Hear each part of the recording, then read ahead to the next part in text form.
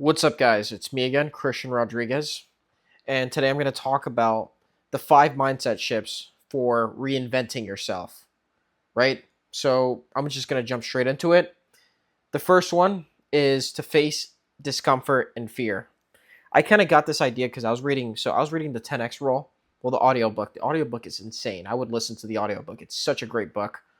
I've listened to it multiple times. But the thing about the 10x rule is he talks about if you're facing discomfort and fear, that's a sign that you're going in the right direction, right? So I wanted to think of it like this. Maybe going to the gym is painful, it's uncomfortable, right? Maybe starting that business is painful and uncomfortable, right? You don't want to wake up to go to the gym. You don't want to lift like when the first time you lift weights, it kind of sucks. It's not a pleasant experience. It's very uncomfortable. Same thing when you're starting a business. You're like, I don't know what to do. You realize you have to go cold calling people, which sucks because people are going to just brutally reject you, right? It's a very uncomfortable thing to do. Ask people for money. You're asking strangers, oh, can you pay me for this or that? And you don't even know if the business model is working yet. So you're basically experimenting with stuff, right? But that's the thing. Like you don't want to be too comfortable in life because if you're too comfortable, if you stay in your comfort zone, that's where your dreams go to die, is in your comfort zone. Like when I started posting on YouTube, for example, I the first videos they were very uncomfortable. They were very awkward. You could even look up like my first video. It's very different. I wasn't able to speak on camera. I wasn't comfortable speaking on camera. I thought I was getting judged, right? It just felt weird doing it. But after a while I just stopped caring. And actually I kind of enjoy doing it, which is why I keep recording content, right? So I want to reframe it for you guys. I want a great way to reframe it for you guys, right? So think of it like this, right?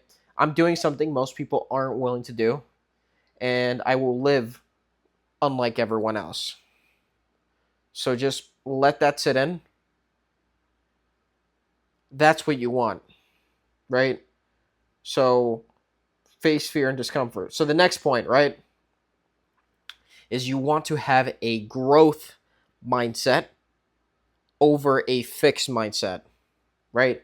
So I'll briefly get into it because I've talked about it in the past, but a growth mindset is someone who, let's talk about the gym. I'll use that as an example with the gym, but so the growth mindset is someone who sees that they can improve. They can always improve, right? They can always learn and improve in something, right? Maybe they were born a certain way, but they see it as they can still learn how to do it. They just need to maybe get a mentor, maybe get a coach, maybe maybe study, maybe figure out how to do it, right? Well, someone with a fixed mindset, which is 98% of the freaking population, 90% of people have a fixed mindset. And those people will say, "Oh, like I could never get in shape because I wasn't born with the right genetics. I came from a poor family, so I'll never get rich." I don't even like saying it, but I came from a poor family. I can't post content because, you know, it takes a very long time to build content and it's a lot of work. Yes, of course it's a fucking a lot of work. But, people will throw this stuff. They'll speak with a fixed mindset. They'll have an excuse for everything, right? Like they'll refuse to learn another language because they'll say their tongue doesn't work well for speaking French or something. They'll say some bullshit excuse like that. Like you cannot, like, you're gonna hear it once I mention this. You're gonna start noticing this in other people, right? Because this is something that a lot of people just go with, like the average person, and that's why they're average, because they're not willing to get out of their comfort zone, which is back to my first point. And the second point, they're not willing to have some sort of growth mindset, right? Because everything that you're going to do requires trial and tribulations, right? When you want to gain a skill, you're going to have to suck at it for a little bit. You're going to suck at it. You're going to have to accept the fact that you're going to suck at it. And you're going to have to see, the more I do this, the slowly better I'm going to get at it, which is why something that I do personally myself is I track my habits. And when I track my habits, right, I have a sophisticated habit tracker. It keeps the stats of like how many times I checked the box, and it also shows how many days I've done it. keeps me accountable. It kind of keeps me a streak going on too. You don't have to do what I do. I use a fancy Notion template that I created, but you can just use it as on a piece of paper. Like you go to the gym, work out once, right? You work out. You see, you worked out 30 days in a row. You've worked out 80 times at the gym, right? That's some when you have a habit tracker, it's easier to have a growth mindset because you see the progress you're making, right? Or you see the lack of progress you made, right? Maybe you've only gone to the gym. Maybe you've only I'm trying to think of another habit. Maybe you've only done sales calls 5 times, right? And you're wondering why you're not making any money, right? For the past 4 months, you've only done 5 sales calls. So of course you're not making any money, right? You have to do a lot more. You have to get the numbers up. That's an example of it, right? So of course you suck at sales because you probably haven't done enough of it. You have to do the amount of hours in it, right? You have to make sure you get to at least 100 hours. If you want to get very good, 1,000 hours, right? So that's an example of it. And yeah, that's the thing. When you have a growth mindset too, you know you're gonna suck at things. You know you're gonna suck at them. You know you're not gonna be too great at them. But you know that you're slowly gonna get better. You're gonna progress a little better. And it's just gonna make it easier for you to continue. But I recommend you get into the habit tracker thing. All right, so my third point, right? What you focus on expands. I'll repeat. What you focus on expands. So hopefully you're consuming well, if you're consuming content like this, you're consuming self-development, you're consuming success content by creators, right? The right creators. You're consuming gym content if you want to like be physically in shape, stuff like that. You're reading books, you're taking courses, you're constantly educating yourself, right? What it's going to do is you're going to start like noticing things, right, of success. You're going to start thinking of it. It's going to occupy your mind, right? You're going to start looking for avenues and how you can be successful, stuff like that, right? And that's a really good way to put it, right? And this the same goes with for negative things too. So don't think it's just about positive things. It's also with negative things. So if you're only around, if you're only watching sports, maybe politics, maybe CNN or Fox News are that garbage, right? Or you're hanging out with friends who maybe your frat brothers who are talking about gossip and they're talking about how they got really fucked up last night, drunk, right? And you're consuming like low value things, right? You're consuming low value things. You're hanging out with losers, whatever it is. Or you're hanging out with guys who haven't changed much since high school or college, right? What's going to happen is you're going to start thinking like that because you're going to be more focused on it. So you're going to start thinking of those things from that perspective. So I would take that literally. I would not take that lightly. Like everything that you consume has kind of like real estate in your mind, right? So for me, that's why I've stopped associating with certain people, right? And I even stopped consuming certain things, right? And I grew up a big sports fan, right? I still pay attention to the FIFA World Cup. I know that's on. It's in the US, exciting, but I'm not watching every sports show. I used to watch all those sports debate shows.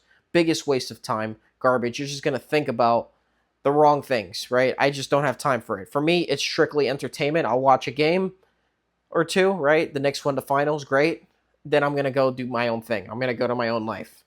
Because once you let it consume your mind, all that negative garbage, you're going to be distracted and you're not going to be thinking about success. You're not going to be thinking about making sales calls. You're not going to be thinking about how can I improve myself? What can I do to build more muscle? How do I track my macros? You're not going to be thinking of that stuff because you're going to be thinking about garbage, right? Like politics or stuff like that. So remember that what you focus on expands. And oh yeah, another point before I get to the next point. So we have this part in the brain. It's called the reticular activation system, right? And so obviously we can't focus on everything that's going on in the world. It's impossible. There's so much going on that we just can't focus on everything. So our brain filters it out and it focuses on what it finds important, right? If you're consuming, good successful content of guys who maybe went through adversity and became successful, right? Maybe they came from a poor family and they still were able to become a multimillionaire. Maybe a guy who used to be overweight, he was fat, and he still ended up becoming ripped, shredded, jacked, right? And looking like a Chad. If you're consuming content like that, you're going to start believing that's possible, right? You're going to start finding avenues for how you can do it, right? Because that's your reticular activation system seeing it. But your reticular activation system can also see negative things, right? Like if you have a red bag, you're going to start noticing other people have red bags. Before you didn't notice it, but that's because you just didn't pay attention to it because it's always been there. So that's the example of the reticular activation system. So really control what you consume, because what you consume, you're going to start, you're going to start thinking in that way constantly. And I would say I'm going to reference Grant Cardone. Grant Cardone in Be Obsessed or Be Average talks about, he has a chapter called Feed the Beast. And what he does is he writes down his goals like every morning and every day. I started doing that and it's been very helpful. It's been very useful.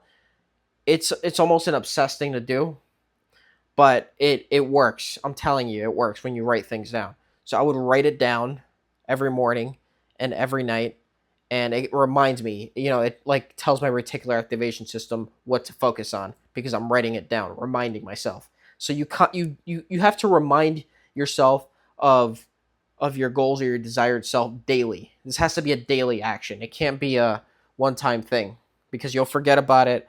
You'll start focusing on the World Cup or the NBA finals or MLB, whatever it is. You'll start focusing on whatever distraction there is out there, right? So on to the next point, right? So the next mindset is stop caring what other people think. I'll repeat that again. Stop caring what other people think, right? Most people like you probably likely haven't done what you wanted to do because you're afraid of what other people will think or what other people would say. And now the truth is, who gives a fuck? Like seriously, who gives a fuck? I'm gonna actually. So I heard Alex Hormozy say this in one of his videos, and I want to bring this up because it really made a lot of sense what he said. He said something along the lines of, maybe I might be misquoting him a little bit, but what's more important to you, your friends or your goals? Right? What do you think will last longer in your life? I'll let you decide. But the reality is, first of all, everyone's too busy, everyone's too stressed, everyone is too preoccupied with themselves to really genuinely care, right, about what you're doing. They're not going to care. So why should you? Right? And another point that I wanted to bring up in this one is, if everyone, right, if there is someone who's like making you feel bad for like improving yourself, making yourself feel better, like say like someone's making you feel bad for like going to the gym, right? Or quitting alcohol or staying in on a Saturday night to work on your business, then dude, cut them off. Very simple. Cut them off. Okay, they don't support my goals, and who should I choose? Do I like him or do I like my goals better? And obviously, I know the answer to that. There is a right and wrong answer to that question. So I'll let you answer it yourself. Awesome. So the last mindset shift is the fifth one, and that's don't expect other people to understand what you're doing. So you have to be willing to be misunderstood, right? Early on, you're going to be alone. You're going to be failing. You're going to be trying shit out. You're going to be failing. You're going to be frustrated. You're going to be like, why the fuck isn't this working? Why isn't this working? Why is this? What? I don't understand what's going on, right? You're going to be so frustrated, right? And the truth is, people don't show up until you display competence. That's the honest truth, right? You're going to be working on the same thing for years. And until you display competence, no one's going to care, right? I'll give you an example. On my personal fitness journey, when I was going to the gym, right? I remember when I was in high school, and I was still like not really, I wasn't that much in shape, right? And, no one really, people would try to stop me from going to the gym, or they'll tell me like, oh, like fitness isn't going to make you money, right? They'll say stuff like that. Oh, they'll try to say like, oh, like muscles doesn't mean you have brains, like stuff like that, right? And at the time, I didn't really understand it, but now I know it came from envy. But they'll try to like tell you. People will try to like. People won't believe in you. People will tell you, oh, you're very weak or you're not strong, right? So you'll always be like that way. People will always think that. And instead of getting mad about it, which trust me, I've gone pissed. Actually, you could get mad about it. You could use that anger and just use it towards your goals, towards what you want to achieve, right? And yeah, you'll likely be misunderstood for a long, long time, right? When I didn't want to when I refused to eat my mom's cooking because I wanted to eat some lean chicken because I was cutting, I looked like the odd man out. I looked like a psychopath. I looked weird for doing that. But I didn't care because I wanted to reach my goals, right? And now everyone understands. I track my food. I'm very public about it too. I track my food. Sometimes I have a food scale with me. Sometimes I just use Chat GPT. No one says anything because of my results, because I displayed competence after doing it for so long, for 12 years, right? But most people are not willing to do that. And it's the same thing with success journeys, with business, with even with social media, right? If I had 50 million followers, I'm pretty sure people that I know now would probably be like, "Oh shoot, you have followers? Oh my!" Like people will probably want to join because I displayed competence, and it's the same thing in anything that you do. You have to display competence. Don't take it personally. Just use it as motivation, just to build yourself. Use the discipline. Use the habit tracker to curate it for your goals, and then display competence years down the line, right? Or as long as you can show it. So yeah, and the thing is, early on, you're going to be trading away. You're going to be trading away parties. You're going to be trading away, fun nights out, vacations. You're going to be trading away weddings, right? Or just early nights. You're going to be trading all the fun stuff away, right? For just work. You're going to be doing early nights. You're just going to be working, whatever it is. Whatever it is you're doing, you're just going to be trading it away for that. And it's going to look weird to average people. So you just have to be okay with that. Be fine with it. And, once you reach the goals or reach whatever you want to achieve, you're going to be attracting even the women that you want to date. Because right now, if you're early on in the journey, you're not even going to be in the position to get the women that you want, because you have to build yourself first. You have to build your confidence, your competence, and your money. Obviously, your freaking money. Let's not pretend like money isn't important, because it's very important. So you have to build those things, and it takes time. But yeah, these are the 5 mindset shifts to reinvent yourself. Thank you guys so much for watching. Subscribe. I'm going to keep creating more. Take care.